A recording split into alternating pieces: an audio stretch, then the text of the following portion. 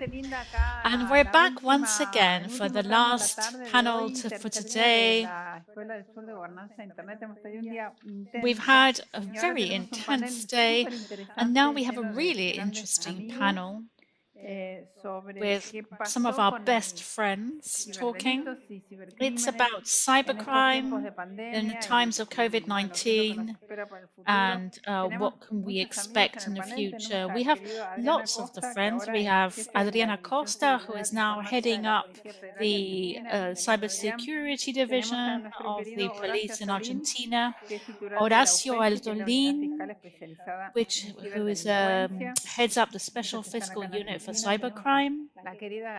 We also have Daniela Dupuy, who is the coordinator of the special fiscal unit on cybercrime and IT violations of the Public Ministry of the City of Buenos Aires, and my dear Sandy Palma, who is the CEO of HondurasCibersegura, and she is actually has been an intern at the SSIG and is always sending us interesting tweets. And has been doing a lot of tweeting this week. She's going to be moderating the panel. So without further ado, Sandy, the floor is yours. You look really nice today, Sandy. Thank you very much.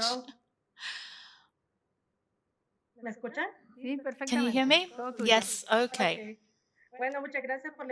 Thank you very much for the invitation. It's an honor to be here with these experts. Adrián, we met up in Mexico, in fact. We were at an event for the police, and we're looking forward to Daniela joining us. This is a really key subject for us all. It's important to underscore that according to an FBI report on cybercrime 2020, you have to bear in mind that, but although it talks just about the US, it actually provides interesting information for all countries. In 2016, they had 60,000 complaints, but in 2020, 800,000. In terms of finance, it was 1.5 million. And in 2020, it was $2.6 million of crimes that were reported. So when we talk about cybercrime, we often think that it's attacks on webs or phishing or ransomware, but it's much broader than that. So we're going to start with our dear friend Adrián, who heads up the IT security division of the Federal Police in Argentina and has great experience as he's also worked for Interpol. Adrián, you have 15 minutes to tell us what you think about how cybercrime has changed during the pandemic and what you think it will become. What do you think it will be like? Well, thank you, Sandy. Hi, good afternoon to everybody. I want to thank Olga and Adrián for the invitation to be here today, and to Sandy for moderating the panel. Thank you. It's also an honor to be sharing the panel with Horacio and Daniela. Yeah, things changed in the last couple of years. So what has changed? What's changed the most is that society has adopted more and more technology. The lockdown, isolation, all of this difficult situation where we found ourselves obliged to use more and more technology. People who would normally go to the bank to do some sort of procedure had to do it through home banking and many other things like that, because you had to go to the bank when you wanted to do you could only use the bank to get some foreign currency. The rest of it was online. There are lots of other areas which show the changes in society thanks to technology delivery platforms. People perhaps weren't used to using them so much. They used to go out and buy their own food, or they used to go out to a restaurant, but restaurants were all closed, so they had to use food delivery. There've been so many changes which were happening before the pandemic, but this just accelerated things. This has also meant that cybercrime has grown. The growth in the use of more technology on the part of society and the amount of time that they are online. People are connected more and more online. You know, your telephone tells you every week how long you've been, what your screen time is. So that means that cyber criminals are very up to date with all these latest changes and what society is doing so that they can find that vulnerability, that weak spot, and access access this so they can commit some sort of crime. Obviously, most of it is about making some economic gains. But there are also issues, as Daniela will probably tell us, child abuse and child pornography has also risen during the pandemic. So, well, we can certainly say that technology is here to stay. We use delivery companies now to deliver our food, and that's probably here to stay. That's become ingrained as a custom. And the use of home banking as well, perhaps which we didn't use as much. Today it's quite normal. So the use of these technologies and the streaming platforms as well.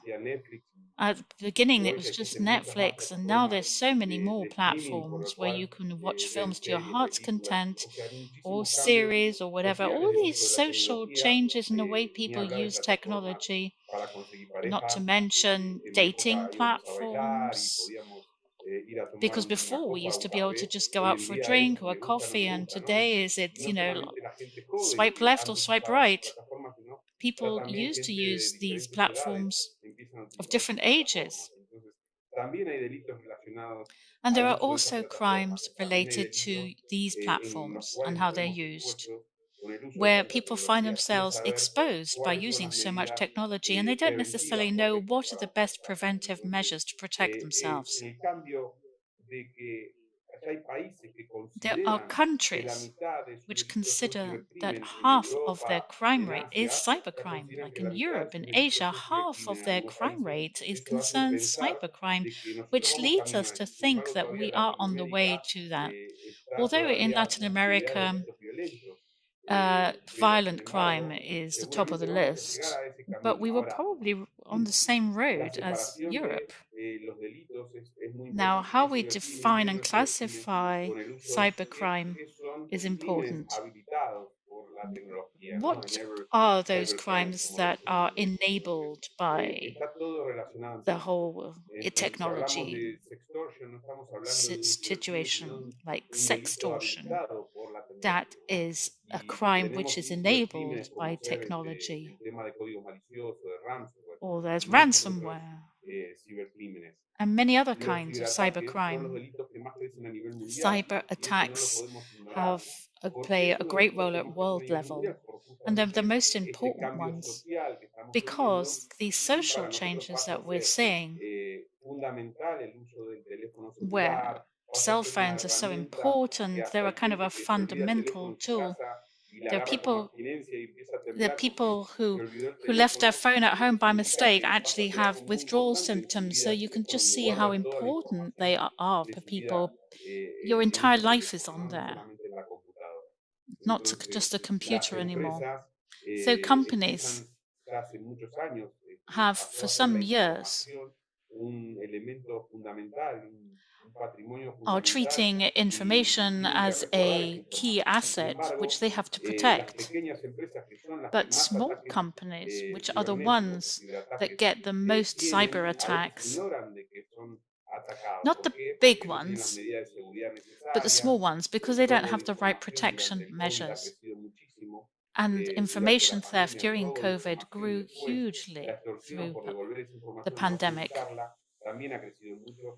And also ransomware as well, which has gone hand in hand with information theft. There are many crimes which grew exponentially related to cybercrime, phishing, information theft, and ransomware, BEG, and others.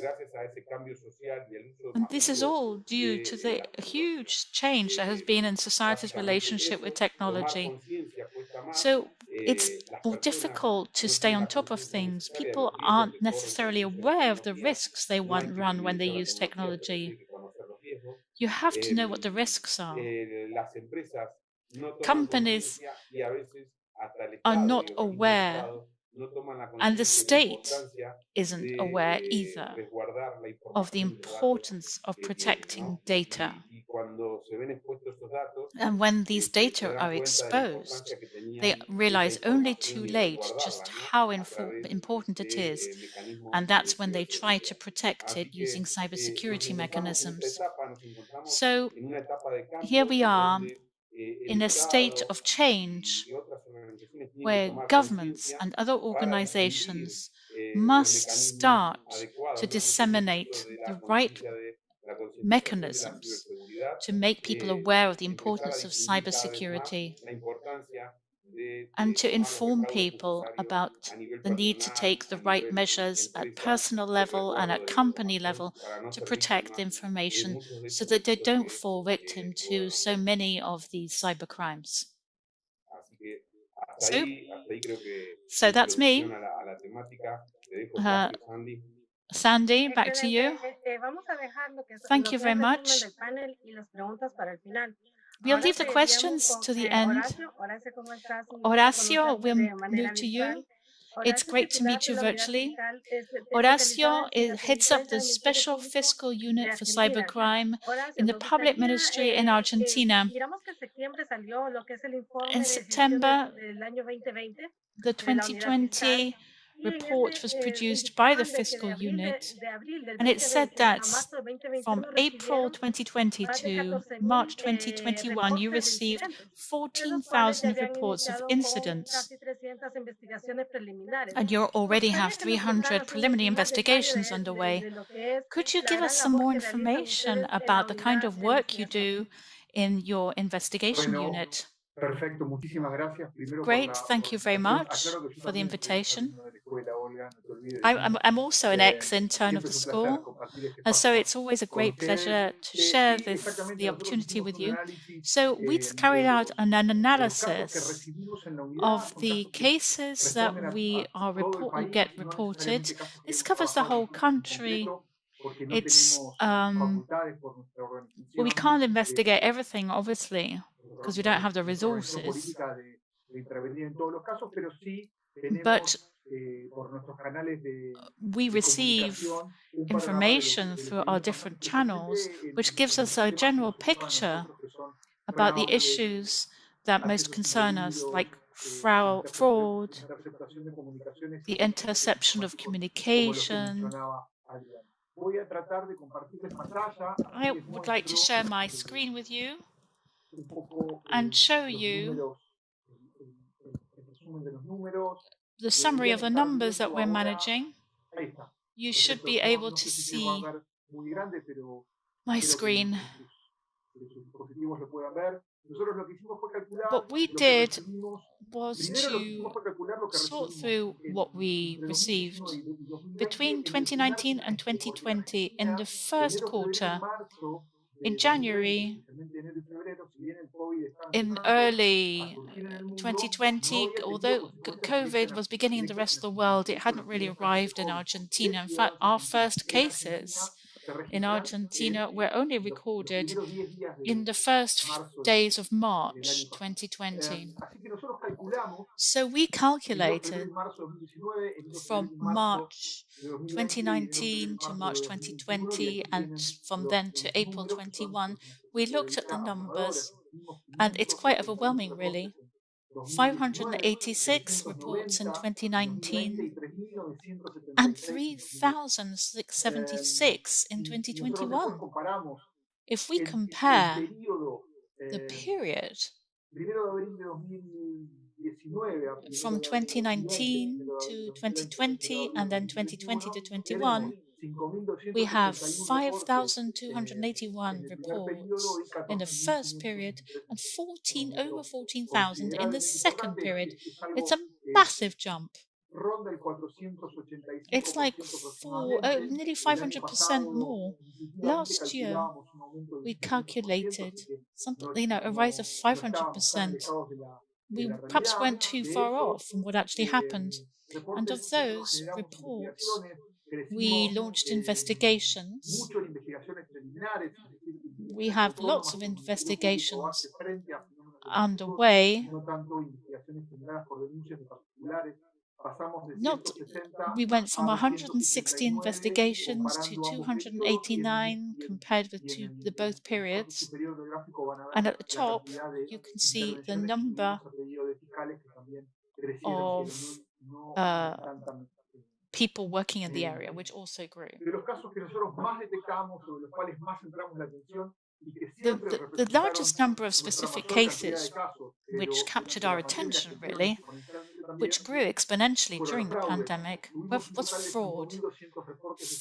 Over 5,000 reports of fraud. And in the previous period, this had only been about 1,500.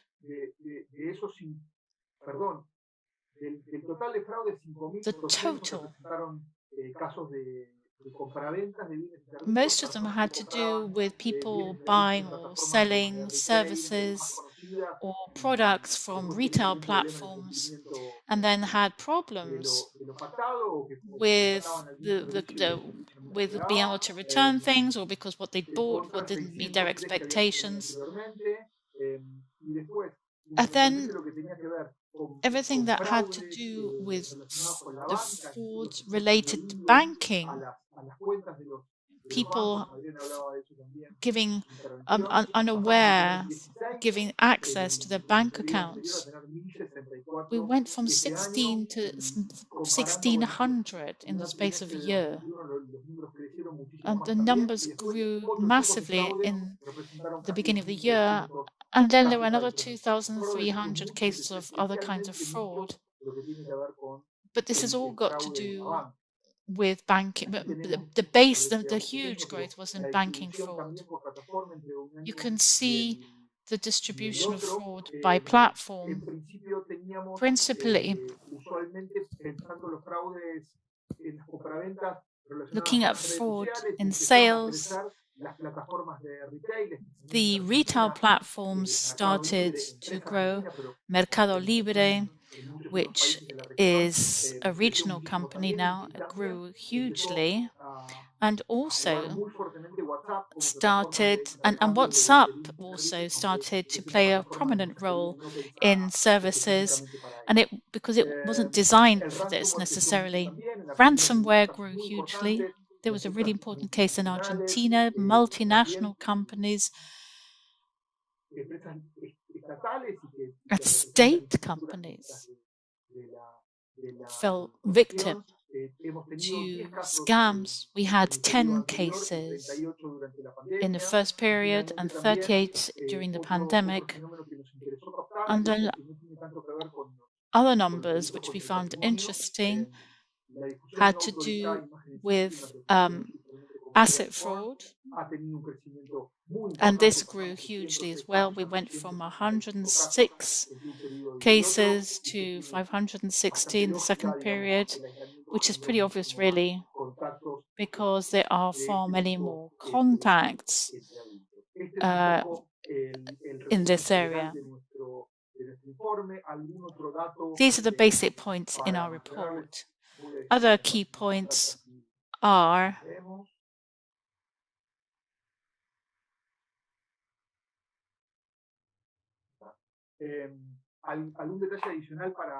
there is an added detail we began to notice how some maneuvers which existed jumped from one platform to the next.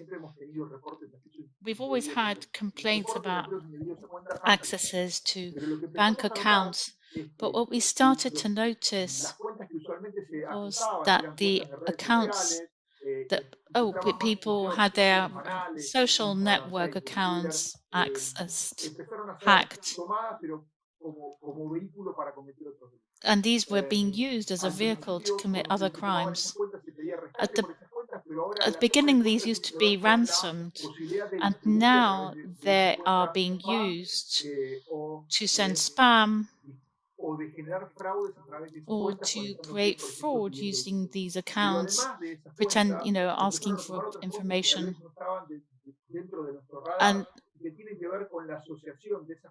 And then these accounts were associated with digital wallets, like accounts for PlayStation, PayPal, Starbucks. In Argentina, these accounts are usually linked to a credit card. Delivery companies, Rappi, Pedidos Ya, Uber, all of these accounts where you would have a link to a credit card were those which were most vulnerable to hacking and takeover.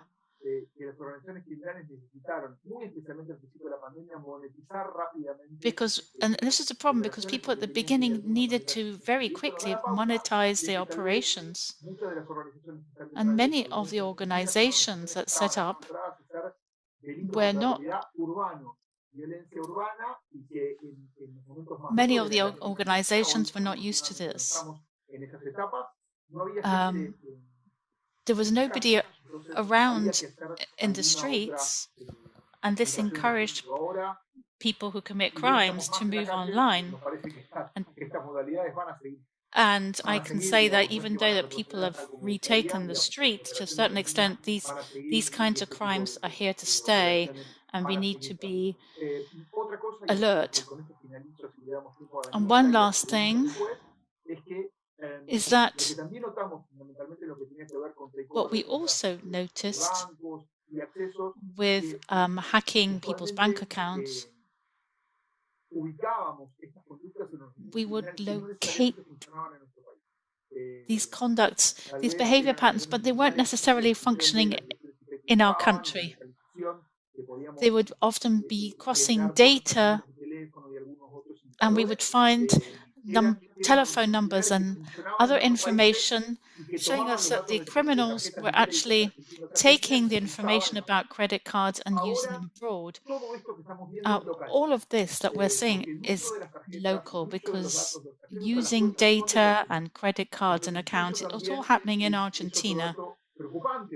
And that's a matter of concern for us because it means that there was a kind of technology transfer or know-how transfer inwards to Argentina that we were not prepared for. And that is going to be a challenge for all those of us working on this area in the country, because it will start to affect our investigations and the quality of these. And we have to improve our technical capabilities so that we can respond to the increased growth in these modalities. I think we're okay for time.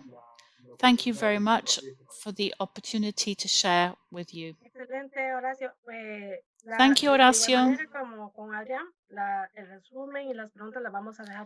As I said to Adrián, we'll be leaving the questions to last. Daniela, it's a pleasure to meet you. Although we've already interacted online, we have never actually seen each other with a camera. It's an honor for me to be sharing this panel with my colleagues in Argentina.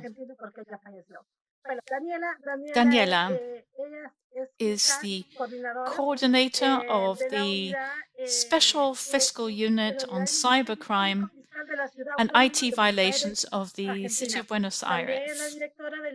She also runs cyber defense and technology, and has done a number of investigations and research into cybercrime.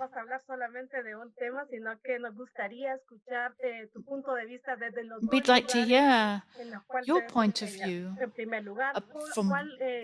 about what your task has been like, because you've done a tremendous job during the pandemic in the unit on cybercrime in the city of Buenos Aires.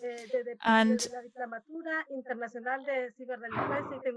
in terms of Cybersecurity and Technology Institute you run, how you've been training people and educating them. What can we do to train people, not only those living in Argentina, but those in other countries? Thank you, Andy. Right, if you've got 2 hours to listen to me, I can tell you everything you want to know. Thank you to Adrián and Olga for this invitation. Sandy, it's wonderful to be working with you today, and always a pleasure as well to work with Adrián and Horacio. Well, I was listening carefully to what Adrián and Horacio were saying, and I want to give you my 2 cents worth based on the experience that we have acquired through our special fiscal unit on cybercrime and IT violations in the city of Buenos Aires, and to look at other cybercrimes. With Horacio, what we try to do is to respect each other's areas, because there are various subjects where we might we might overlap. Sometimes it's easier than others. So I'm going to share with you. I was listening to Horacio. Okay, I'm sharing my screen. I'm sharing my screen. Okay, it's just taking a bit of time here.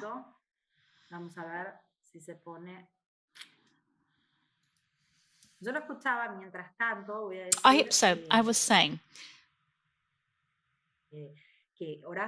that Horacio was saying that when we started out as specialized attorneys, if you like, pretty much at the same time, what we saw at the time was that there was a local scope of cyber criminals. What Horacio was saying in connection that during the first years at the Coordinating Prosecutor's Office of the Fiscal Public Minister at the city is that the behavior of cyber criminals had a scope that was local. So basically, the crime was perpetrated and the effect was in the same place. They were not organized, but as time went by, these attitudes or these behaviors became criminal organizations that became transnational in nature, with all of its implications. We gotta analyze phenomena like cyber fraud or malfeasance, even though it's produced internationally, it's produced locally as well, with all of its effects. And let me mention some of the cases where we warn these transnational effects. What is transnational? Well, that an attacker could be in Spain, or other attackers that could be in Italy and in France at the same time. And victims can be in Honduras, or in Argentina, or in El Salvador.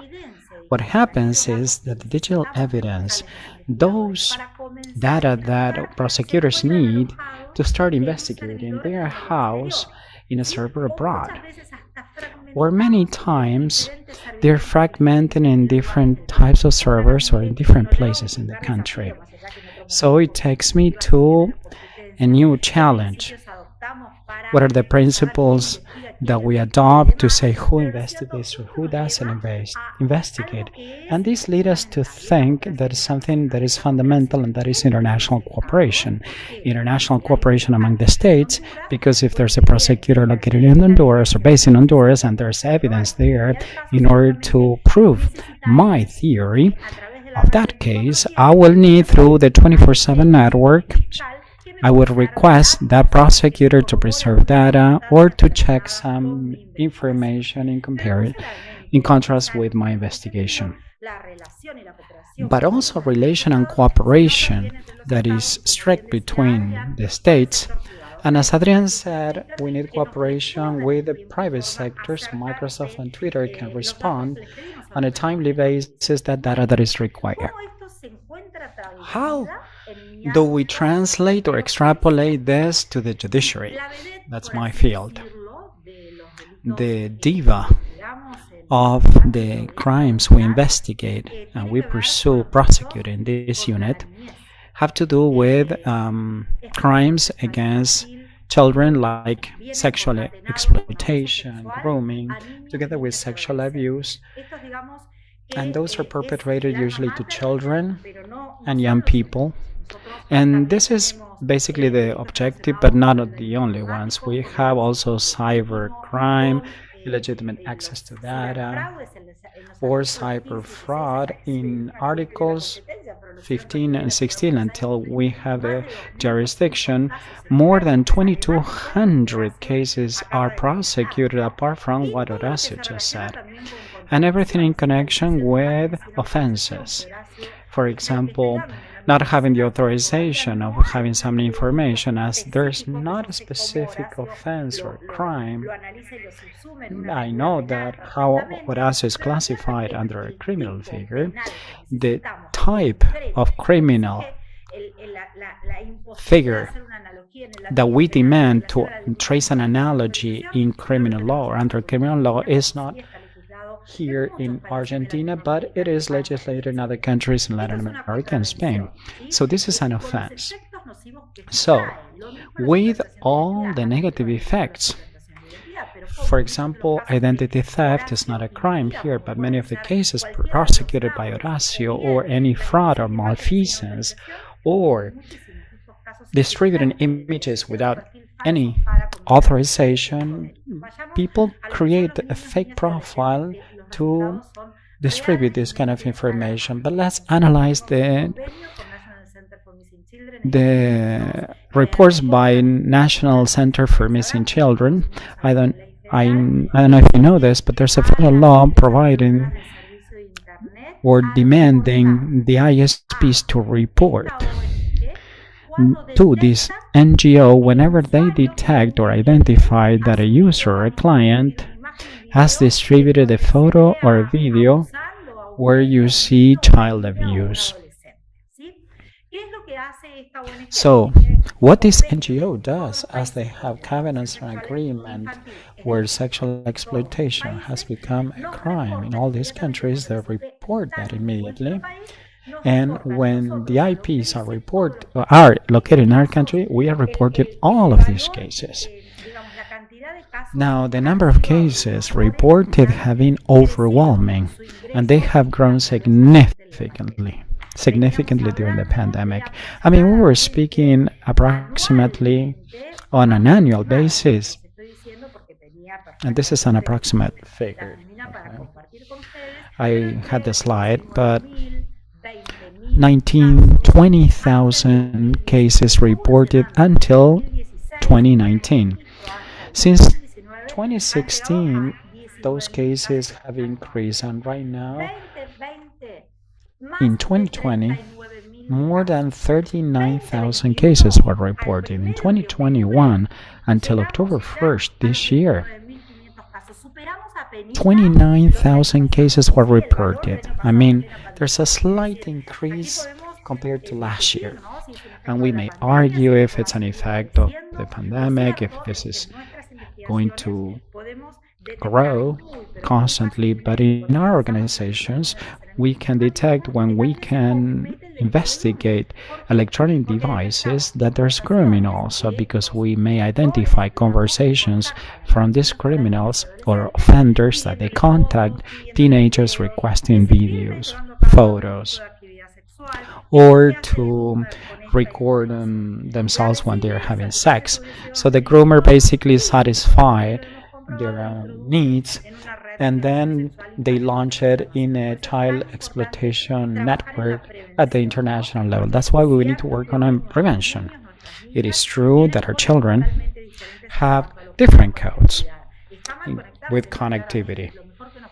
I mean, being connected is great, having access to network, etc. But there's something that they should know, is that cyber criminals are basically putting at risk all these children constantly and they harass them on a constant basis. So all these cases, 25 or 24% of these cases reported were detected in our office. And apart from reproducing this video or discussing these video images, apart from these files, what they do is they perpetrate the crime of grooming, and they perpetrate child abuse. So those that are committing grooming or sexual abuse, at the same time they are distributing or reproducing these material files from their stepdaughters, patients, or even students, schoolboys or schoolgirls.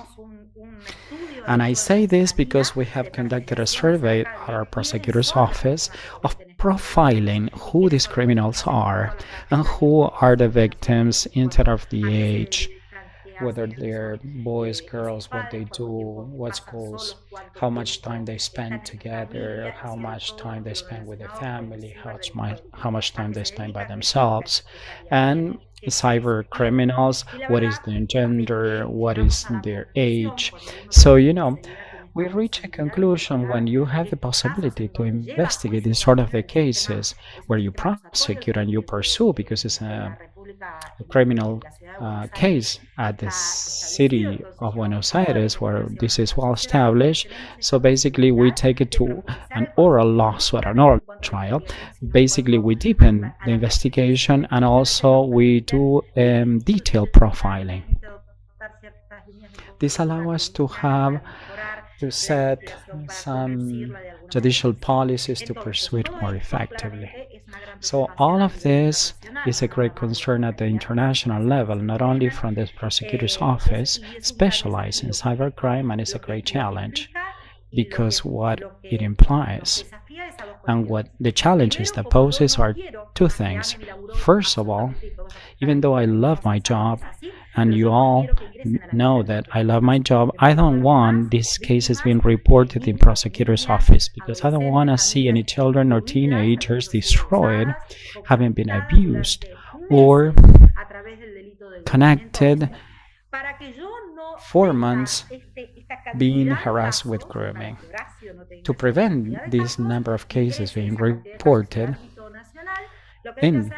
at the national level, basically what I do is we have to make concrete policy making, that uniform policies to prevent this sort of crimes.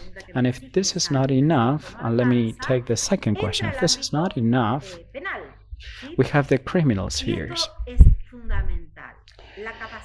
And it is fundamental to have the necessary training of those officials in the system, of the district attorney, the judges that need to hear the cases, because they're being furnished all the material and the evidence, and they need to be swift, to be very, very swift and expeditious. And this is done through training, with a lot of training for those officials that are operated in the judiciary. And there's a training course that is being taught at the Austral University on cybercrime. I have the honor to co-author this with Jose Agustina, who's a well-known, renowned professor, and from the university, he comes from the University of Barcelona.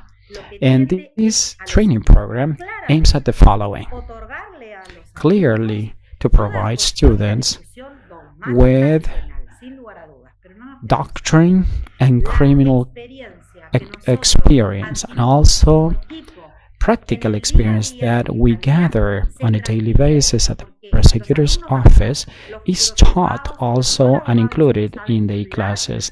Some of them are lawyers, some of them are not lawyers, some of them are lawyers and they don't know how to litigate, but probably they're not used to having digital evidence. So they need to acquire these skills or capabilities to do some investigation and then to litigate with digital evidence. Doctrine is very, very important. I mean, we have learned in criminal codes that it's very, very important to have the vision of those that are practitioners in the industry, that we are the front line doing these investigations and growing with the results of these investigations that we're prosecuting. Okay, I'll be open for any questions because I know that my time is up. Thank you. Don't worry, Daniela. Adrián finished a little bit before, so we have enough time. What Adrián said is that there is an increase in trends in technology, or in the use of technology, and many people fell victim of cybercrime, not only natural persons, but also corporations. Crime has evolved and has been modernized in line with the technology, so we need to raise awareness to prevent this. But cybercrime, apart from what we have said, we have organized especially a course or a congress with many panels for 8 years. The Council of the European Union defined offenses and misdemeanors and the crimes, and then human traffic, sexual exploitation, traffic of migrants, drug trafficking,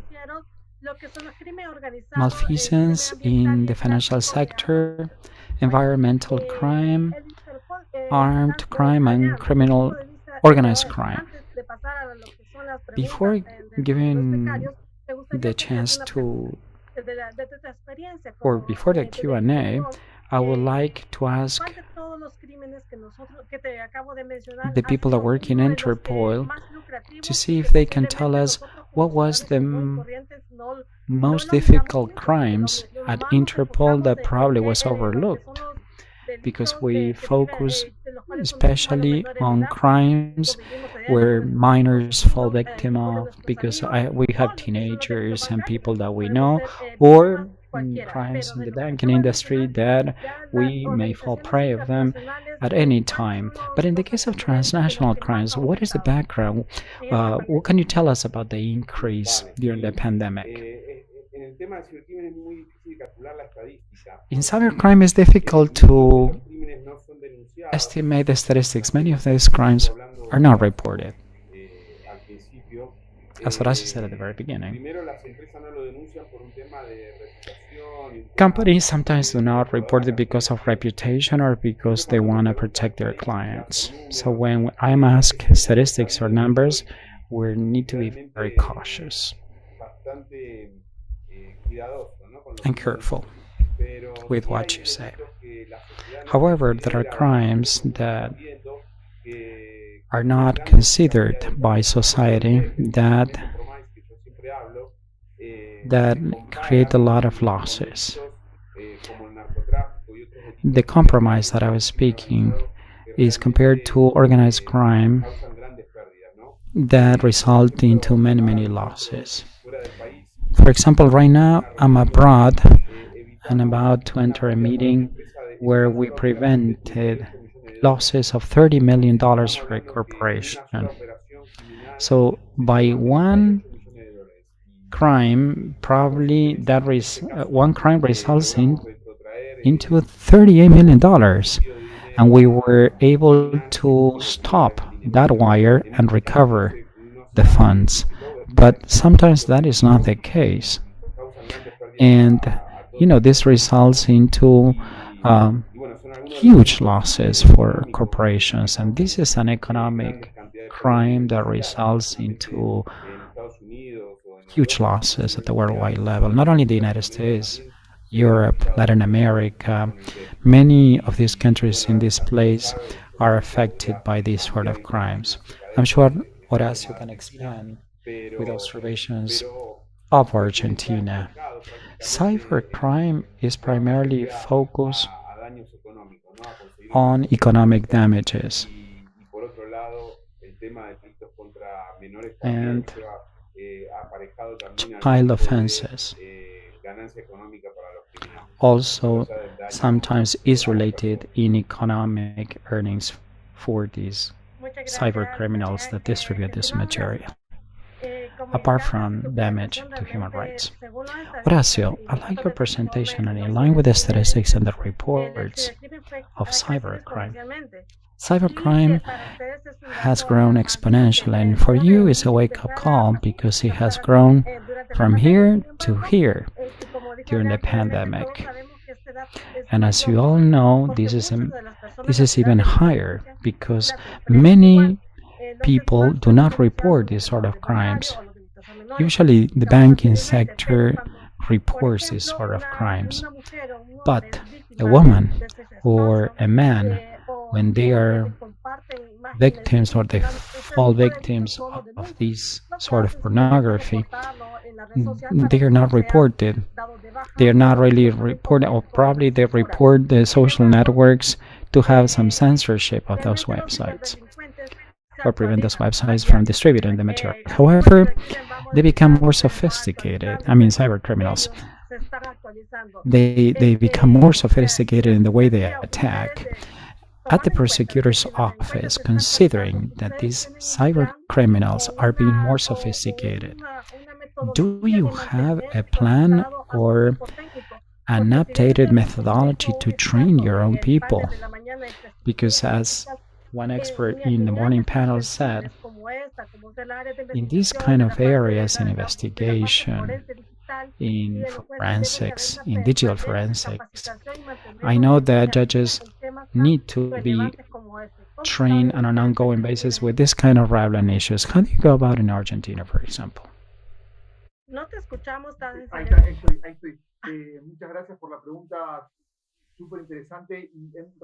That is very important.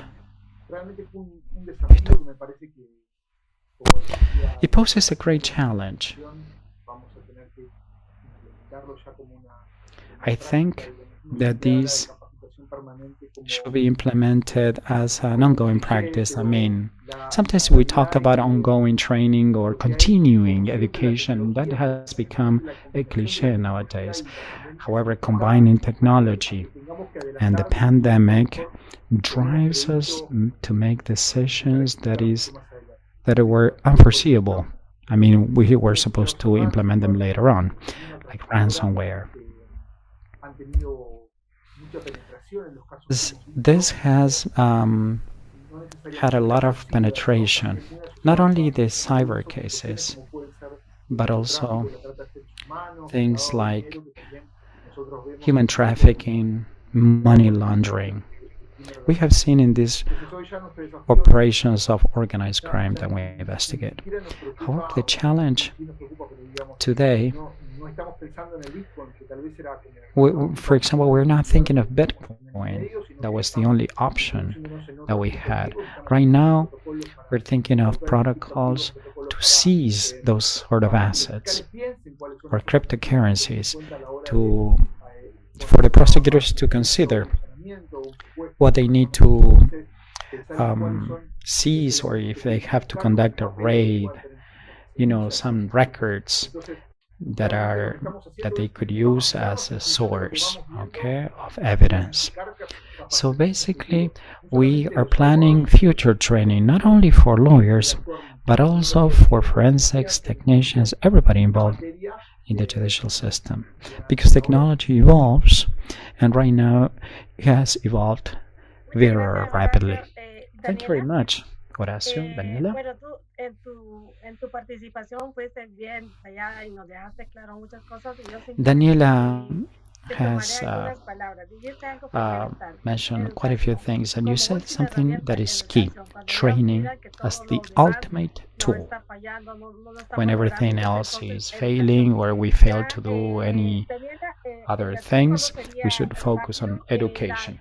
La parte de la diplomatura, ¿cuáles son las recomendaciones que tú das What are the por el seguro del tiempo? recommendations? ¿Cuáles son las recomendaciones que What are ustedes the le dan no solamente recommendations a that la you are gente de la giving fiscalía, not sino que only a los to the abogados, a los prosecutors' offices, but criminólogos, ¿verdad? also the Para que lawyers tienen que involved mantenerse actualizados de manera constante, que no miren el tema de capacitación to como un gasto, sino como una inversión. see training not as Sí, an totalmente. expense but as an No tenemos investment. otra alternativa porque You're hoy, absolutely right. en There lo is no personal, yo estoy alternative sentada de este because lado y todos ustedes personally están del I'm otro lado, sitting pero es here muy and común que you yo esté guys on the other sentada en el side, mismo but lugar que normally ustedes, I'm sitting where porque no you es que are uno se because capacitó una vez y ya it's sabe not that you todo got sobre trained once, cibercrimen. absolutely Las everything there is to know modalidades van about mutando, se van cybercrime. sofisticando Things y el Estado tiene change, que techniques get contar con more las herramientas sophisticated, necesarias y and con the las state legislaciones needs the adaptadas a la tools tecnología and para legislations contrarrestar, adapted ¿no?, to ese efecto, con lo technology cual to tenemos offset que this estar effect. siempre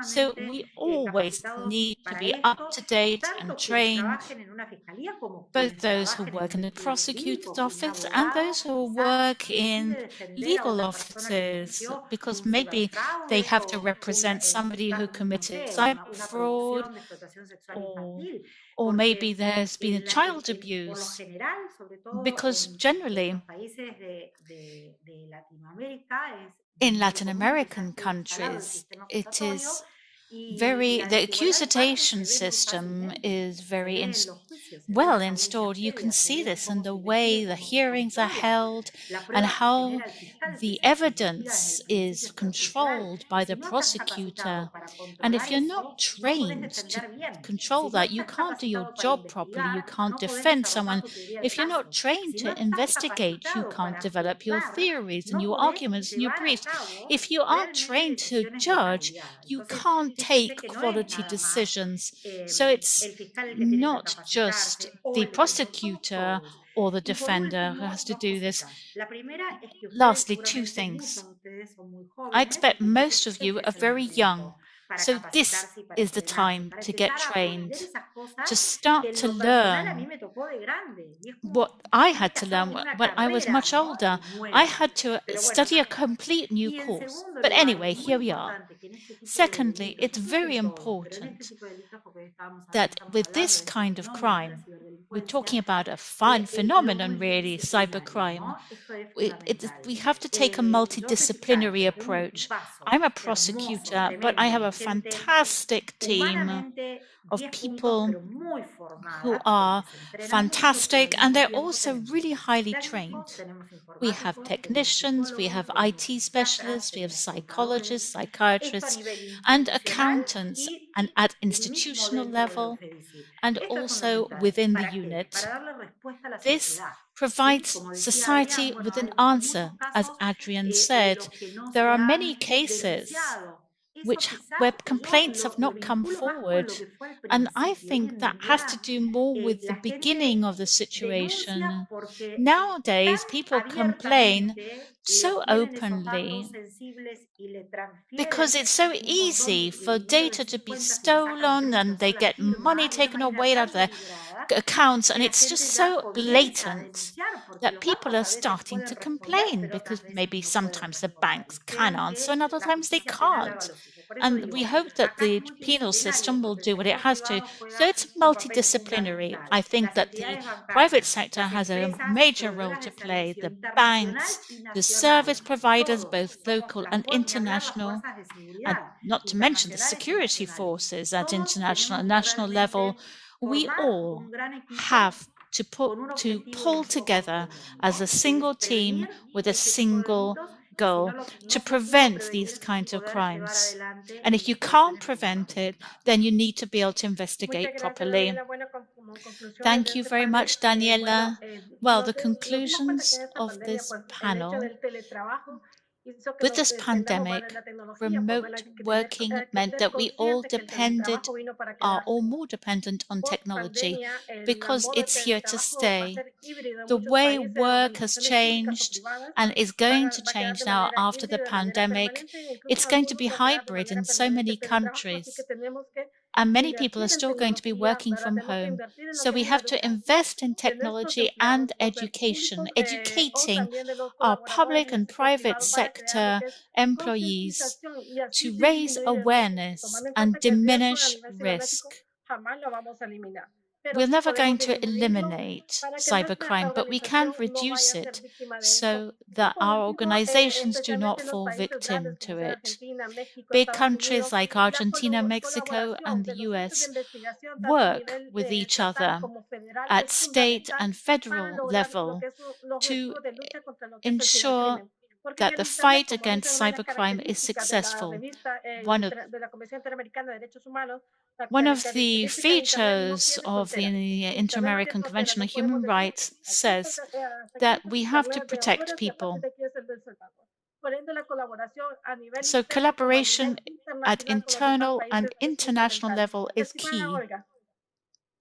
Okay, Olga, over to you. Thank you very much, Sandy, Adrián, Daniela, and Horacio. I recommend that you follow Horacio on Twitter because he's very generous with his information. His tweets are very useful. I put double authentication on WhatsApp when he recommended it. I'd had a couple of incidents. My LinkedIn page and Skype was hacked. I could never get my Skype page back, and my LinkedIn page was really hard. I had to even send a picture of my passport. And I spent hours and days with a chatbot or a person somewhere in English. It was really difficult. After that, my son said, "Told you so. I told you to use double authentication."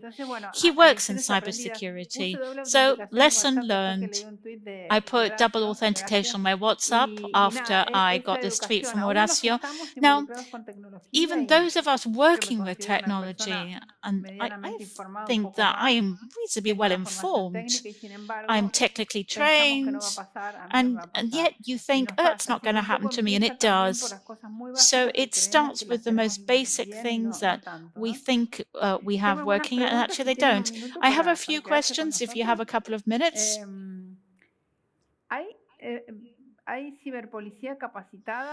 Are there cyber policemen who are trained to tackle these problems? And if so, in which countries?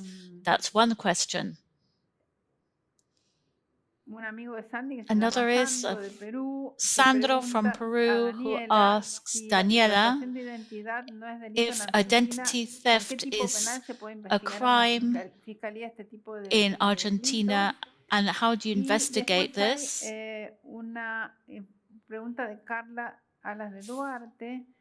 Then another question from El Salvador, where there has been a major problem with two big banks. The first company to legalize Bitcoin as legal currency. Can you tell us about any crimes involving the use of cryptocurrencies? That's it.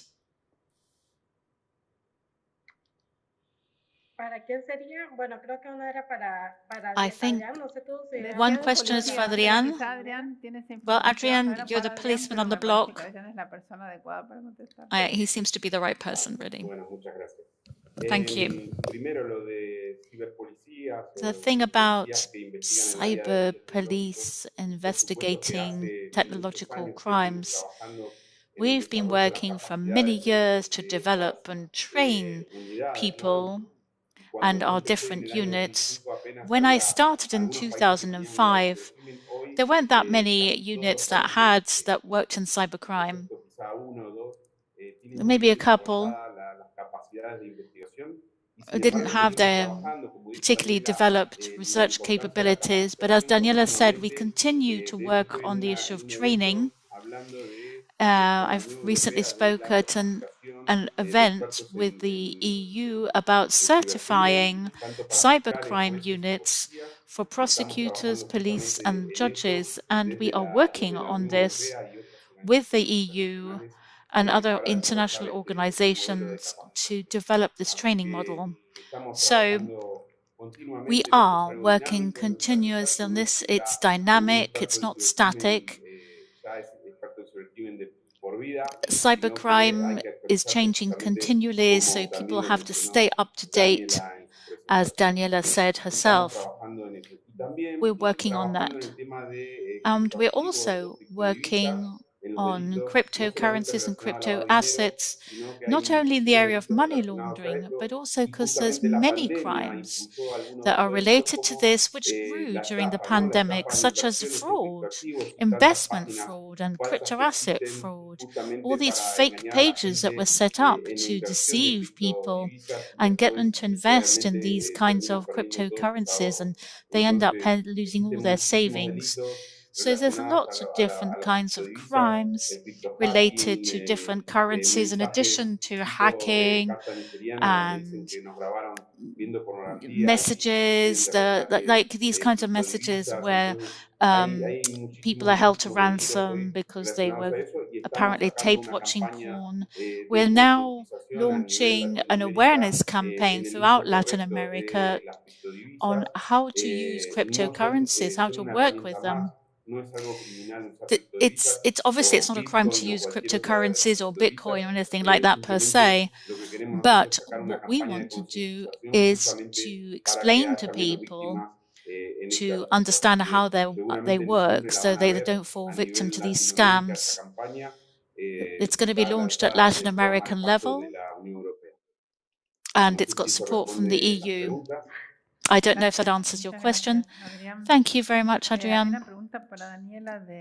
There was a question for Daniela about identity theft.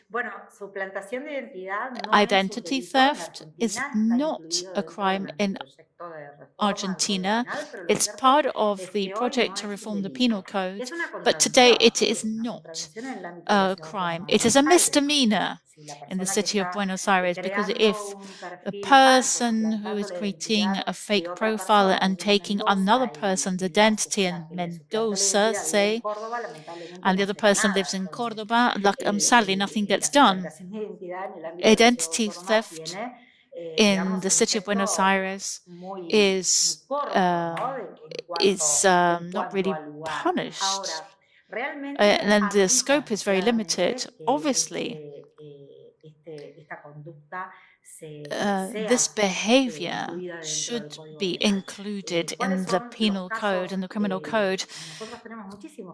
But we've got lots of cases of identity theft. These are often used to commit other crimes. For instance, I'll take somebody's identity so that I can harass other people or create or disseminate images taken with the consent of the victim,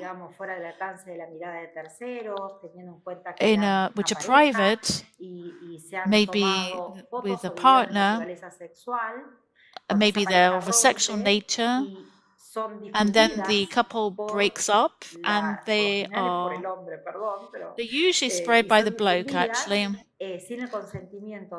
without the consent of the victim.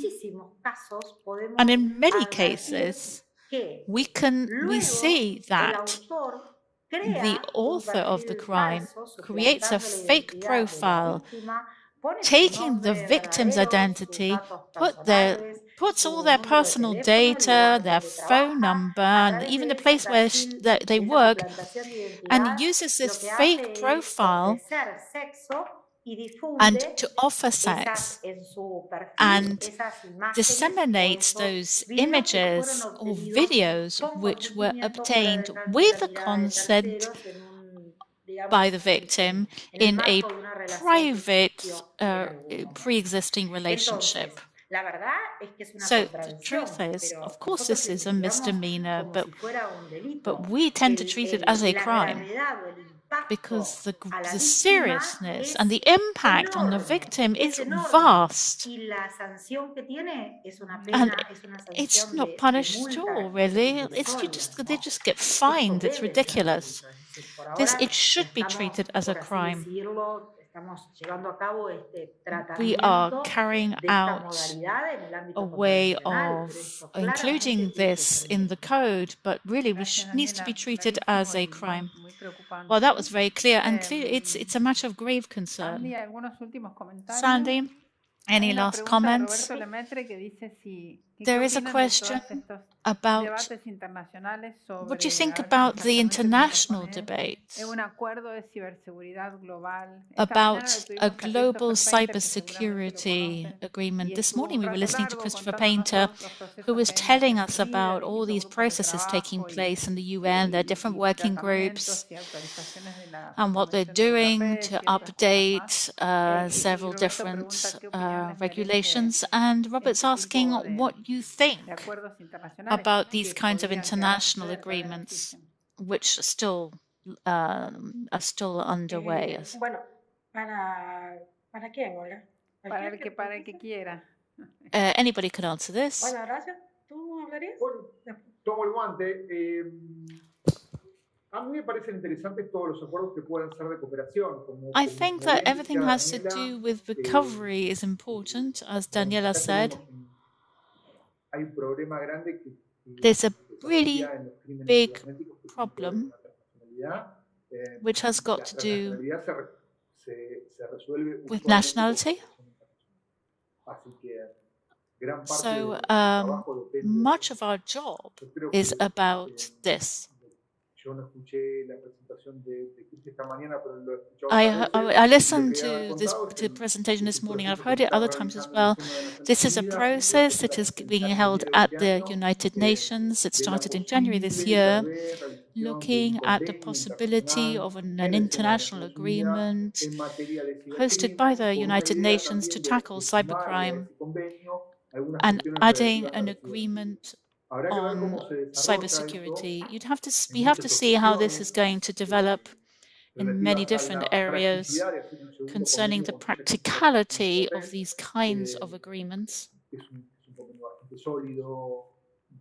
It's got to be something solid and has to achieve consensus. It's going to take a lot of effort. There are many countries which are still out of the system completely. So is it worth drawing up a second agreement?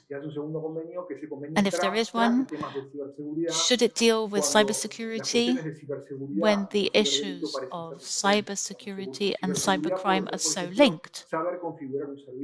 Maybe cybersecurity is about setting up a server. Hasn't really got anything to do with cybercrime. We could be talking about public policies, critical infrastructure, and data governance. There is obviously an overlap when cybersecurity crosses over into cybercrime, but there is an overlap in many areas.